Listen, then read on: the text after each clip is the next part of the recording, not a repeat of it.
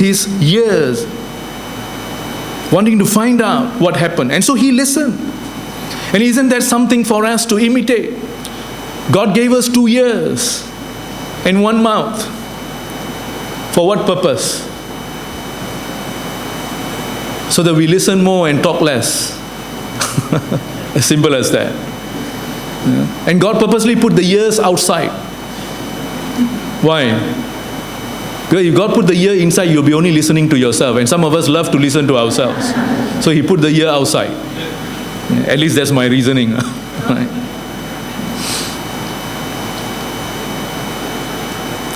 The other thing about Nehemiah is that after he had inquired, we find in verse 4, he says, "When I heard these things, I sat down and wept. For some days I mourned and fasted and prayed before the God of heaven." You know, when he heard about the condition of the people in Jerusalem and the condition of the city of God, Jerusalem, he was really moved with so much of compassion. He could have just said, "Well, that's too bad. Secondly, it's too far from where I am. I cannot do anything much about that." But 4 verbs in verse 4 tell us so much about Nehemiah's compassion. "When I heard these things, I sat down and wept." Firstly, "For some days I mourned and fasted and prayed." And so he wept, mourned, fasted, prayed. I hope you underline this in your Bible. Wept, mourned, fasted, prayed. Those 4 verbs that tell us about the compassion of Nehemiah. You know, for a start, he began to identify with the sufferings of the people. You know, sadly, very few people, sometimes even Christian people, we don't show so much concern for the Lord's work, for the Lord's people, for the church, for the ministry. We don't have so much interest in some of these things. As long as we are well, as long as we are happy, we think that that's all that counts. How many of us here, even this morning, care for the spiritual needs of the people around us? You know, Kota Kemuning, Bukit Rima is a huge place. Thousands of people. How many thousand people live here? I really do not know. Can you tell me? Many thousand. Kuala Lumpur has 1.6 million people. Selangor has 2.5 million people. All the churches in our annual conference put together, we have about 15,000 people. Compared to just Kuala Lumpur and Selangor, which has about 4.1 million people. There's a lot of people. How much compassion do we have? Do we care for such people? Do we care for the honor of the Lord? Do we care to spread the name of the Lord? Do we care for the well-being, the spiritual well-being of people? Do we really believe Jesus Christ is the living hope for people?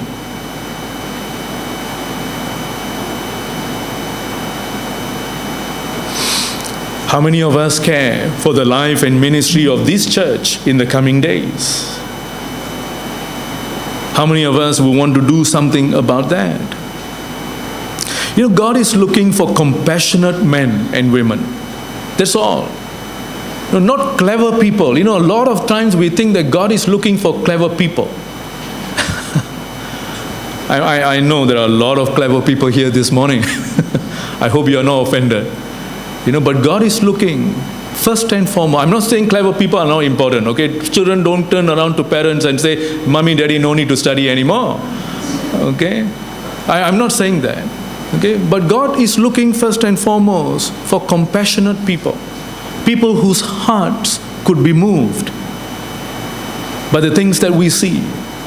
And we want to do something about that.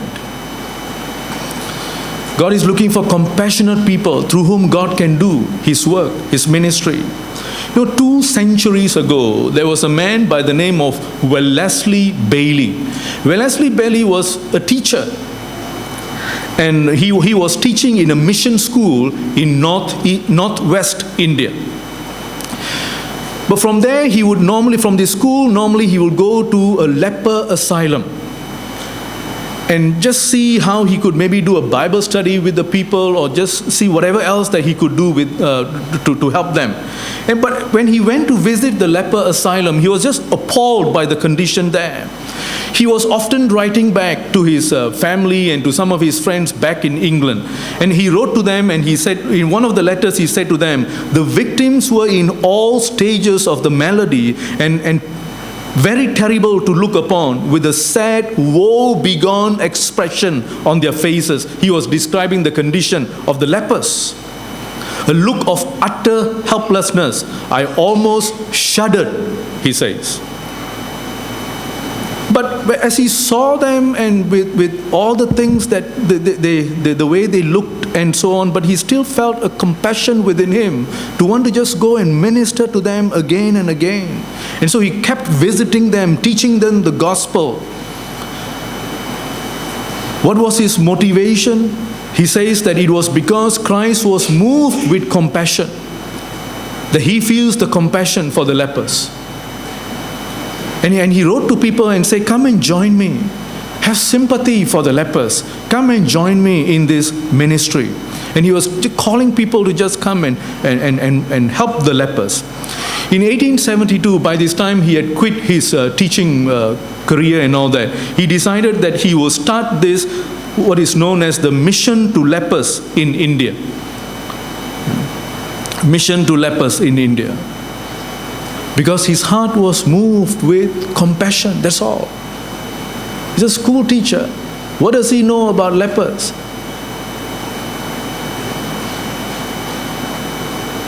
But there was compassion. That was good enough. Likewise, we look at Nehemiah. He had this burden, a desperate sense of need. How can he live in comfort when people did not live in comfort? How can he eat when the holy city is in ruins? You see, when God puts a burden in your heart, friends, don't ignore that burden. When God puts a burden in your heart, don't run away from that burden that God has put into your heart. Because if you run away, you know what happens? You miss out on what God can do through your life. God will still do what God will do. But you miss out on the opportunity to be used by God, to be involved in God's ministry, to see the things that God can do in and through your life. You miss out on that. When Nehemiah had this huge compassion and a great burden within him, he went to the Lord in prayer, and verses 5 to 10 speak about his prayer. Nehemiah didn't rush, when he had this compassion and this burden, he didn't rush into the king's presence with details. Nehemiah knew the importance of prayer before action, and so he spent a lot of time in prayer. We get very clear impression from the book of Nehemiah that it was Nehemiah's habit to pray. You know, Nehemiah has 13 chapters. Almost every chapter has a prayer. The last verse in Nehemiah chapter 13, the last verse in the book of Nehemiah is a prayer. And so the book of Nehemiah begins with prayer, ends with prayer. And there are 12 instances of prayer recorded for us in this book, very clearly. Nehemiah knew only God can help. And so Nehemiah was persistent in prayer. And his prayer lasted for some 3 to 4 months. You don't find that in chapter 1. But I can safely say to you, he prayed 3 to 4 months. How do I know? Now that's homework for you. Okay? When I cover chapter 2, when I cover next week, not next week, the next time when I preach from chapter 2, I will give you the answer. Okay? But in the meantime, you must look for the answer. And if you can give me the answer, those who get the right answer get to take me out for lunch. I thought it's a good deal, right? No? Okay, anyway, you find the answer. All right? I will give you the answer the next time when I preach. 3 to 4 months, and I'm not kidding you. We know that for sure from the Bible. We know for sure Nehemiah prayed 3 to 4 months before he approached the king. Only God can help. And so he was persistent in prayer. You and I must also be persistent in prayer. Even when we are praying the right prayer, Nehemiah was praying all the right things. He was really concerned for Jerusalem, for the city of God, for the people of God. That's definitely the right prayer. But even when he was praying the right prayer, God would only answer the right prayer at the right time. So he had to pray for some months before God would answer that prayer. For Kota Kemuning, I started praying possibly 6 or 7 years ago. Simon, where is Simon? Simon, where are you? When did you move to Kota Kemuning from Penang? 8 years ago. That means I've been praying for 8 years. Simon was our member when I was in Penang Trinity. Okay. Simon moved to Kota Kemuning and he asked me to come and do a house blessing. We came by, we prayed with him and the family. And when I drove away, that day I still remember, I said to the Lord, Lord, help us start a church here. And since then, every now and then when I remembered Simon, not many times, but when I remembered Simon, okay, I prayed. But early last year when we came to PJ, when we moved from Ipoh to PJ, on the very first Sunday after church service, we came by to see Simon. And I asked Simon, if we start a church here, will you support us? Simon said, yes. In the last few months, we met in Simon's house just to have meetings to be able to start this ministry. All in, roughly, I've prayed about 8 years for this ministry to begin. Right prayer, but still it takes 8 years. God's timing, right time. And so we must keep praying. Some of you may be praying about so many things. Don't give up. If it is the right prayer, if it's a prayer that seeks to honor God, don't give up. Keep praying. And then Nehemiah goes to the king with his request.